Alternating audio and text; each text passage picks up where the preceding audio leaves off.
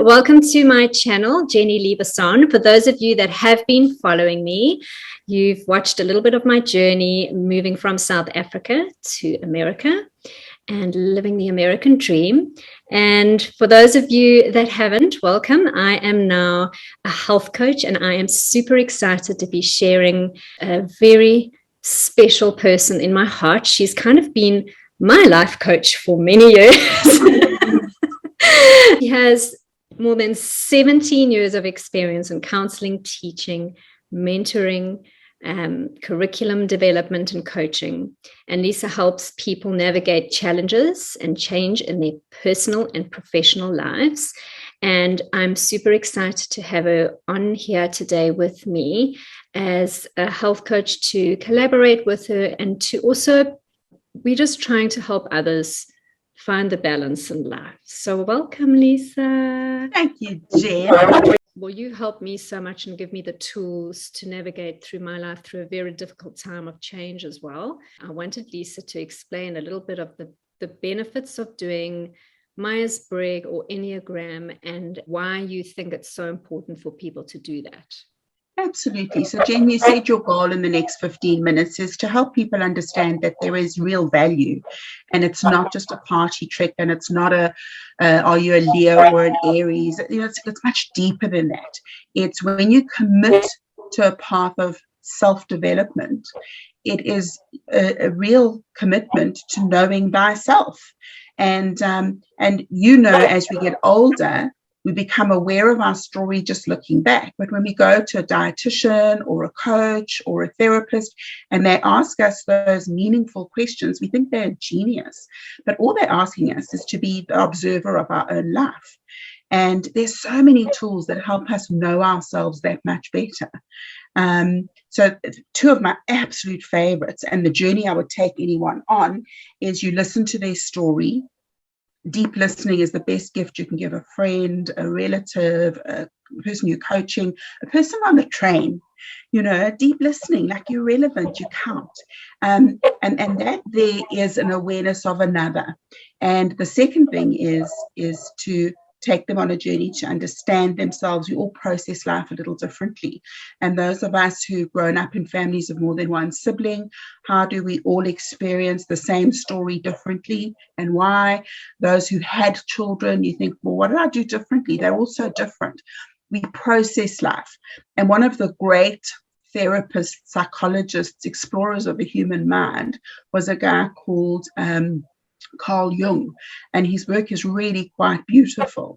I just want to say right out front that I'm a believer in taking the pieces that make sense and letting go of everything else.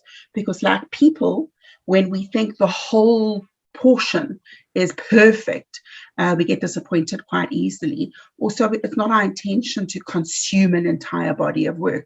It created one human being spent a lifetime creating the body of work. We don't want to duplicate Jung. I don't want to be Jung. I want to be Lisa. But I love right away his beautiful theory that everything is whole and there is a deeper sense of purpose. So he definitely connects with the core of who we are. So Jungian psychology produced what we know as the Meyers Briggs.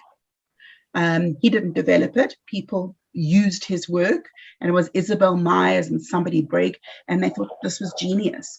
And that was good on its own. It helped us understand how we all process differently. And the second thing that I really, really love is the Enneagram as a tool. It is a tool. Its intention is to take you back to wholeness, but it's also the most revealing story. On the day that I went to a free talk on the Enneagram, and I drove home after 12 years of working on personal development theories and work. And these are curriculum for business. And interrupt anytime you're ready, Jen. You know me. And I came away and I thought, I met myself today. I saw myself in the story. And that is why it's important to do personal development, because your personality is not who you are. You are what is behind the personality. What I saw when I first did the Enneagram with you and realized, oh my gosh, this is me. And wow, this is how I respond to things. And the reasoning behind it was just so fascinating. Isn't it just? Yes. Because it helps you, then it empowers you. And so all coaching, and just incidentally, we're all born coaches. You watch toddlers helping their crawling brothers and sisters to stand and wobble with them.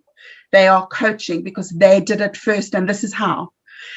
When they talk, and they help their younger siblings talk. We are born coaches.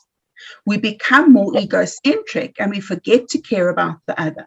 But I know those of us who said we wanted to be teachers when we were little, what you're going to be when you're big, I'm going to be a teacher, are likely those of us who really valued empowerment. So what we're doing today on this talk and this, I mean, we could do this, we could just record any conversation we have, Jen, because both you and I know there's always more. And sometimes it leads to dissatisfaction, but with discipline and dreams and a really slow and deliberate approach, it's realizing potential. For me, it really helped me to accept myself in who I was and who I am and why I am like that, why I respond like that. So Myers-Briggs looks at 8 different criteria, and I've given you the link and we'll put it in somewhere. But people are afraid because when we start a journey we might get lost. Well, if you're not powerful enough to know that you can be discerning and use information wisely, that might be your fear. You don't lose yourself, you find yourself when you start to explore more information about yourself. That's the beginning, self-awareness. So Myers-Briggs talks about, and I'll go through them very, very briefly. So what's the difference between an introvert and an extrovert? And you could do this quite quickly, but I would definitely go through a really simplistic test, because don't become an expert on the Myers-Briggs, there are enough of them. Become an expert on yourself.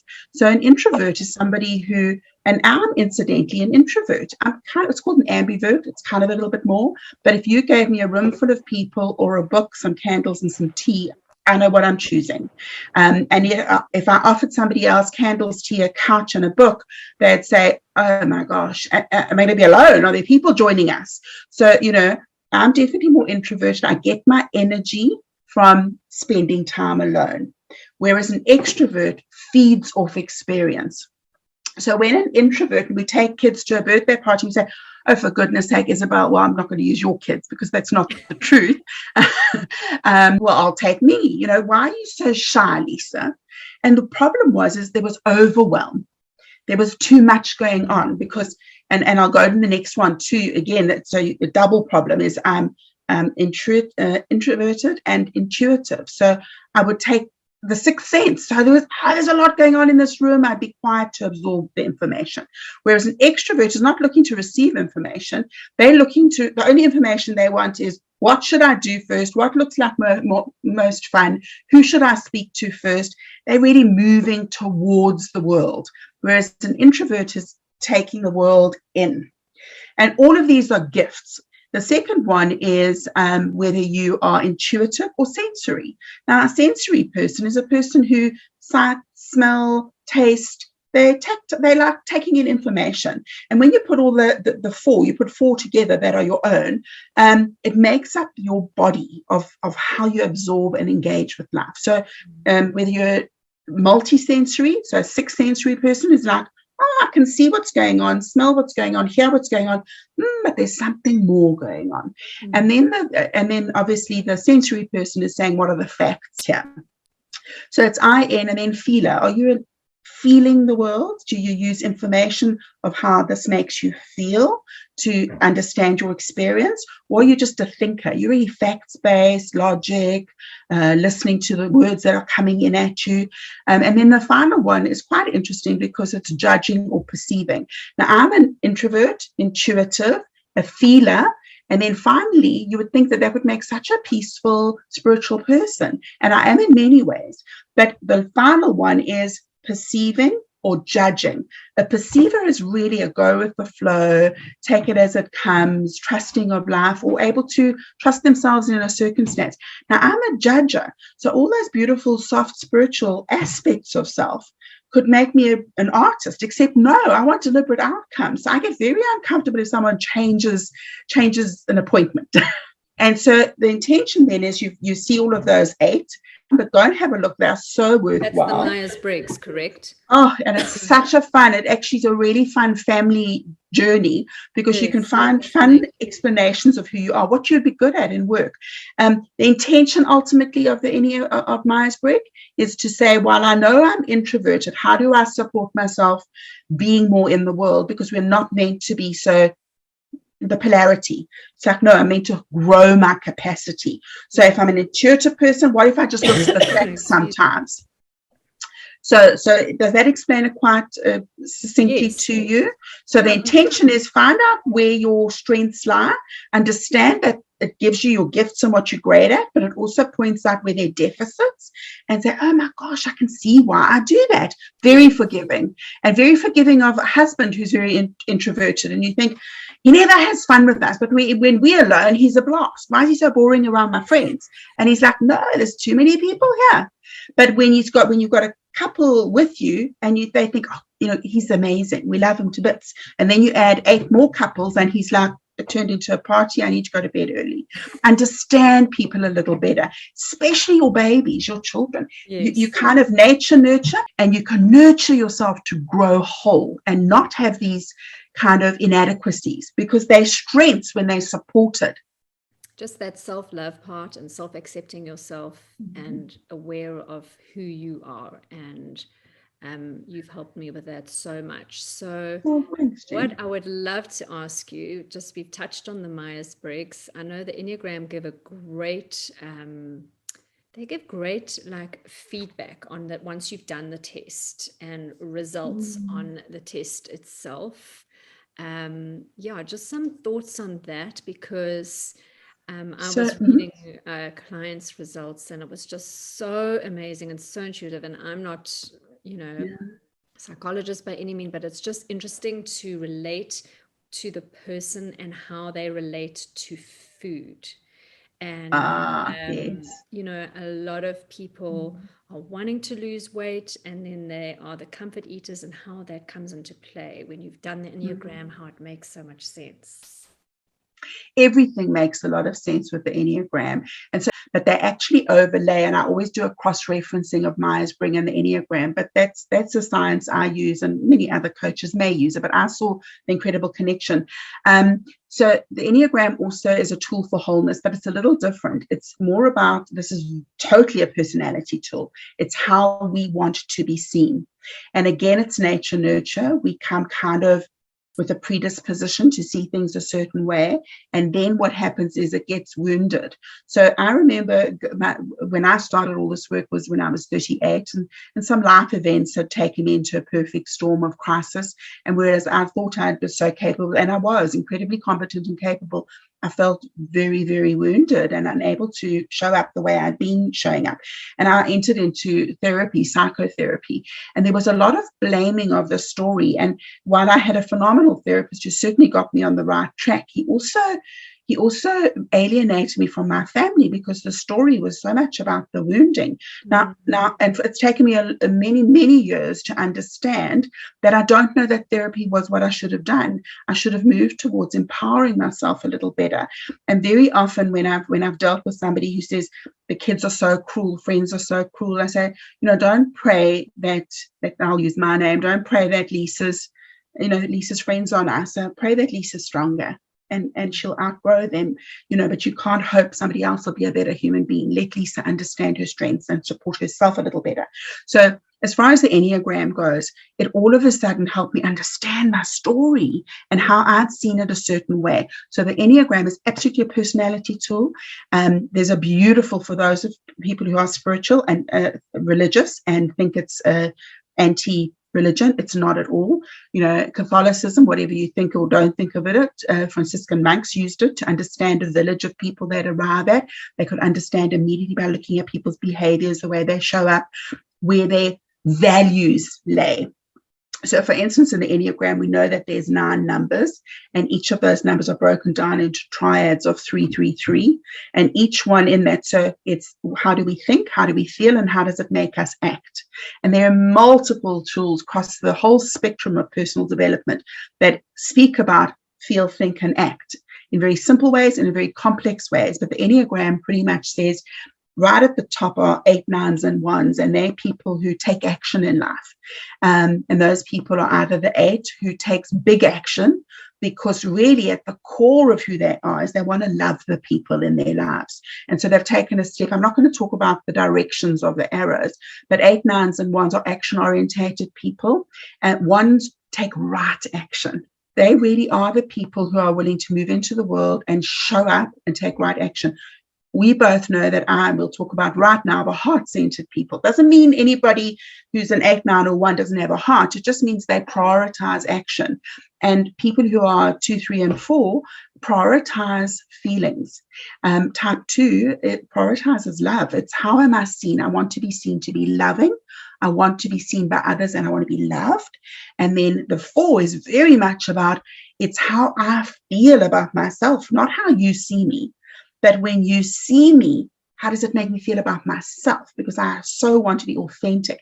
And you know that I'd rather disappear from the whole world and live an authentic life than be judged by people and have my ego activated. Well, of course, that's challenging. It's not a whole person. That's not a healthy person. So that's my growth path. So 2, 3s, and 4s are feeling orientated, and then your 5, 6, and 7s are thinking types. And the 5 is very much your typical nerd. Like Bill Gates is a 5. They love the world of thinking and mind. And then the 6s are actually very people-orientated people, but they're called the loyal skeptic, because on one side, really their strategy is, am I safe? And the 5s also, the strategy is, am I safe? But the 5s like, I'm going to figure out what I need to know so I can be safe. But the 6 is more about who I need to know in order to feel safe. You know, they're always strategizing their security, and they're phenomenal troubleshooters. They can show up in business as a great chief operating officer. There's nothing that they miss. And then the 7 is when you do an Enneagram, and it's your integration path, is joy. You know, and we are here for joy. And I know you do religious, you are religious, and I sent you the religious Enneagram just for the fun of it. But, you know, Solomon was a 7 in the Bible. And why was he a 7? Because, you know, they call it the wisdom of Solomon. But what was his challenge? Gluttony, you know, like, what do you want to do first? And we call ADD kids, very often their behavior is very 7-ish, because they walk into a room and it's like, whoa, I want it all. So they're kind of quintessential extroverts who are always joyful. But their challenge is they're so busy activating their energy that they don't always take it in. So that's a wrap around the 9. Why, and just to revisit why you thought people should do this, is if you are connecting to people through health, and I look at your Instagram, I know you as a human being. One of the reasons why you and I are so attracted to each other is our integration path, because there's a whole line around connecting the dots, is you are my best self. You know, if I could manage my emotional self, because I'm a 4, I'm all about sensory experience, the realness of life. But it's from my point of view. But when I start to become more practical, more action orientated, and more disciplined, which is you know, I move towards the best part of myself. So if you imagine, you know, a sinker, and I'm pulling out this the sink is at the bottom of the glass, and I've got this piece of line, and I'm pulling it out. I'm rising. I'm becoming my better self by reaching towards oneness behavior. So how would that help me achieve my goals? It would say, spend more time understanding Jen. Jen's a great friend to help you get to do what you need to do. And that's beautiful things about relationships, why we attract each other. From your point of view, you know, you might be really, really your best self when you're around people who are more positive. You are very positive, but somebody's more joyful, more fun things. You know, you can see it in anybody now that knows this or listens to this will look at your Instagram and see how actually you love being busy. You love filling your weekends, and that's when you show up as your best self. So bizarrely, when I'm my most disciplined, boring self, I'm actually my healthiest self. So poor me, but I'm okay with that. And you okay with it. But that's what I love, Lisa. You're okay with that, and learning to know that that's me, and you're okay with that, and that's what fuels me and what gives me great joy, and learning how to fuel yourself with those things that give you true joy. Absolutely. So when you start this personal development, I know I've got to stages where I've got like enough already. I don't feel like journaling. I don't feel like, and it's because there's this assumption that we need to take on more and be more. And in fact, when you start to dip in, don't dive in. When you dip into personal growth, the intention is to grow. When you put compost into your flower beds, it's going to make everything richer and more whole. And that's all you're doing here. You're composting all the crazy stuff that's unnecessary. Your story distills, and from that you can emerge with a new goal, a new dream, and not in a stressful way. But all of a sudden your story settles, and you think, oh my gosh, so forgiving. So forgiving, because you don't think you made poor choices. You don't start blaming yourself or your parents. You start to say, I saw it that way. And empathy comes up because you realize the husband who's great one-on-one and one-on-four is a pain in the pain when you take him out to a big party, and you think, show them how I love you because you're amazing. Now you start to say, oh my gosh, he doesn't love big crowds, and he has been telling me. Very forgiving. But quickly to wrap around the eating, so just as an example, I'm going to use, can I mention your Enneagram type? Is it something you offer? Yes. Okay, so we know you're a type 1, the reformer. And what's amazing is type 1s can look so perfect, and yet they don't think they're perfect, which is why and if I were coaching a 1, and I've coached 1s, it's like, go easy on yourself. But we were all shaped, our personalities are shaped in the first 7 years of our life. So a little type 1 would have thought, there's not enough structure around here, so I better make the structure happen. And that's very often, not very often, it's mostly how our personalities develop. We fill the space that's missing. So I'm a 4, and the 4 wanted realness and emotional depth. And so I would have probably noticed that nobody looked real to me. And the 4s are quintessential artists. I'm not really an artist. I love words, and I'm not an artist in the. But Lady Gaga is a 4, that kind of thing. But it's the whole little recipe. So when you come and you look at it, we watch you and your life on your channel and your Instagram, you come across as somebody so organized and structured, and while it's enviable, it's can I ever be like that? And it's like, no, you got to be like you. So if you take you and I, and we know I struggle with my weight, and part of the reason I struggle is because I'm an emotional eater, and I'm all emotion, and I'm not very disciplined. So you are so disciplined, I'm the emotional type. So how would we get me? I'm not taking this on right now, but how would we get me to follow a healthy eating plan? Well, if you take me to a recipe that or a eating plan that's incredibly boring, it would drive me bananas, because I want the sensory. I want to feel, taste, smell. Can I have candles when I sit down and eat? And is my lunchbox? I take forever. I went to Sainsbury's to get my lunchbox because I've started work in a call center, because I've got to get work experience in the UK.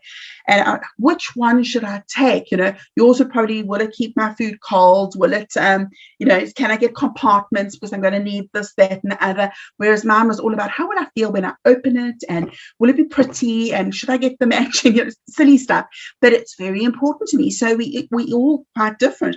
The type 8, for instance, when it comes to eating, one of their challenges is lustfulness. They want what they want, but they also know that they want to be powerful. So they are very disciplined when it comes to something. And most of our leaders are very aware, because they'll size people up in a second. So their physical stature 8s are often very big, but they don't always have to be overweight. They just are imposing characters. And even, a lot of small men are very powerful 8s, but they often will focus on body image, because they know how important it is to own a room when they walk in. So you would appeal to their sense of wanting to live a more powerful life, not an empowered life. The 6s can often be also people who really measured about how they manage their weight, because they're very connected to the 3s, who are very, very image orientated. The 3s are very often those people who will, it's very much how am I seen. So that is their calling card, is I want to live my best life and I want to look like so your yummy mummies are very often 3s, and they're very goal orientated, very disciplined and structured. They know how to achieve an outcome. Eating disorders also are very often a type 1 would suffer from anorexia or bulimia. So all of those things, I think I'm going in a little too deep now, Jen, but when you want to understand why you do what you do, understand a little deeper layer. Manage that first. What motivates you? Yeah, thanks. It's so insightful, and it's just there's so much depth to it, as you say. And I just think there's so much you can gain from doing these tests, the Myers-Briggs or the Enneagram, or doing them both, and then spending time just reading through, your results. But I would caution people not to, use it just as a surface awareness. Yes. If you get into hire car, you immediately want to know where everything is, and your personality is a vehicle.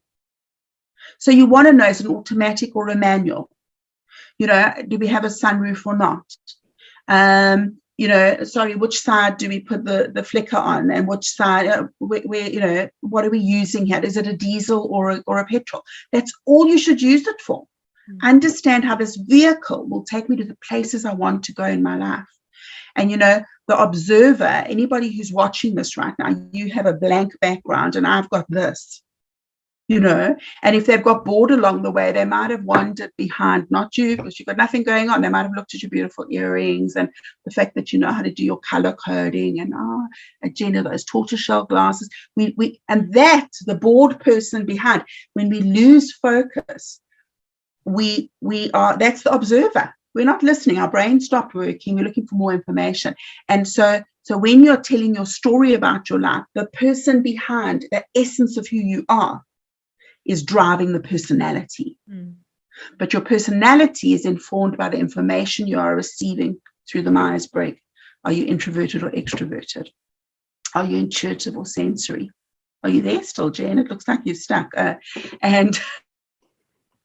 Yeah, I just want to say thank you so much for being here today, for your time, and for sharing this great information with us. I really appreciate you. Oh, such a pleasure, Jen. And good luck with everything you're doing. It's beautiful.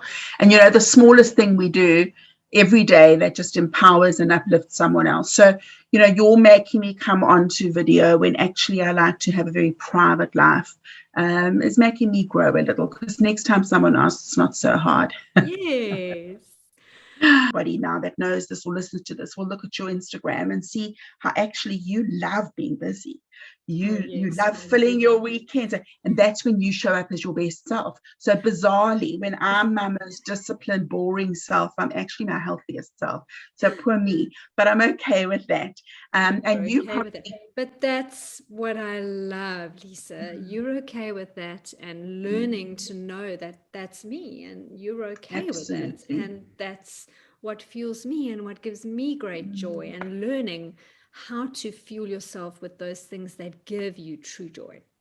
Absolutely. So when you start this personal development, I know I've got to stages where I've got like enough already. I don't feel like journaling. I don't feel like, and it's because there's this assumption that we need to take on more and be more. And in fact, when you start to dip in, don't dive in. When you dip into personal growth, the intention is to grow. When you put compost into your flower beds, it's going to make everything richer and more whole. And that's all you're doing here. You're composting all the crazy stuff that's unnecessary. Your story distills, and from that you can emerge with the new goal, the new dream, and not in a stressful way. But all of a sudden your story settles, and you think, oh my gosh, so forgiving. So forgiving, because you don't think you made poor choices. You don't start blaming yourself or your parents. You start to say, I saw it that way. And empathy comes out, because you realize the husband who's great one-on-one and 1-on-4 is a pain in the pain when you take him out to a big party, and you think, show them how I love you, because you're amazing. Now you start to say, oh my gosh, he doesn't love big crowds, and he has been telling me. Very forgiving. If you get into a hire car, You immediately want to know where everything is. And your personality is a vehicle. So you want to know, is it an automatic or a manual? You know, do we have a sunroof or not? You know, sorry, which side do we put the flicker on, and which side, where, you know, what are we using here? Is it a diesel or a petrol? That's all you should use it for. Understand how this vehicle will take me to the places I want to go in my life.